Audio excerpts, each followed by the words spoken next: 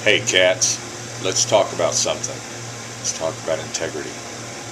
Integrity, in case you didn't know, was doing the right thing even when nobody was there to see it, or nobody even knew about it. Doing the right thing. There was a time when I grew up, let's call that the old world, that if I shook your hand and told you it was going to be a way, it was that way. You never had to come back and check on me. You never had to think that I was going to fuck you in some way, because when I gave you my word, it was my bond, and it was that way from integrity. But today, in this new world that we have of internet, Facebook, and bullshit, emotions, yelling and screaming, trying to get people pissed off or upset or concerned or worried or fearful of something that may or may not exist. And in order to do that, perfection is used.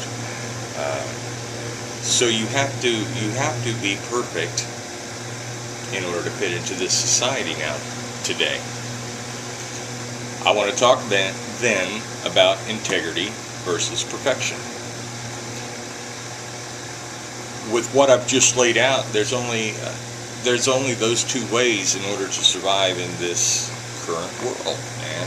You either have the integrity to do what you say you're going to do, when you're going to do it, and make goddamn sure it's done, and nobody has to check up or follow up on you. Or you're perfect, and if you're perfect, it's going to be that way anyway, right? Nobody would ever even dare question a perfect person. That's not right. Folks, today, the day before the third presidential debates,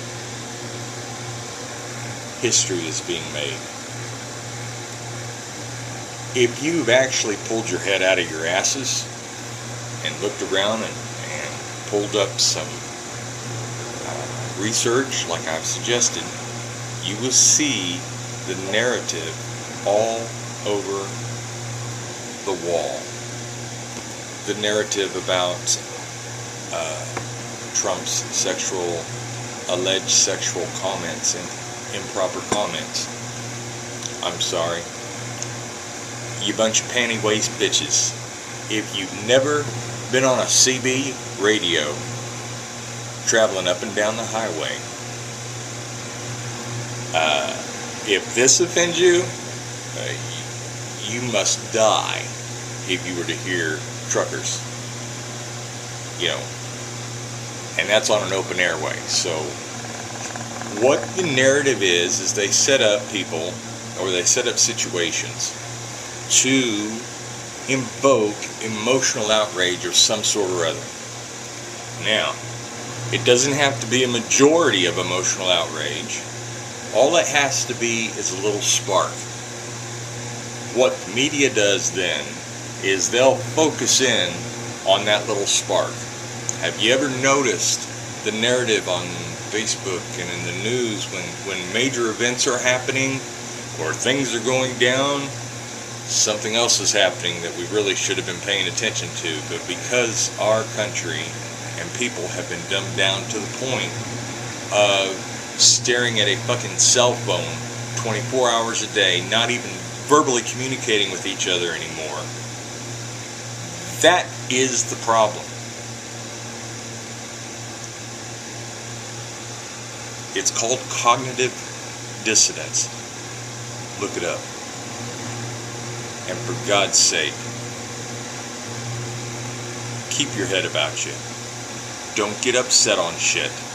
Don't let them push your buttons. It's gonna be okay. It is going to be okay.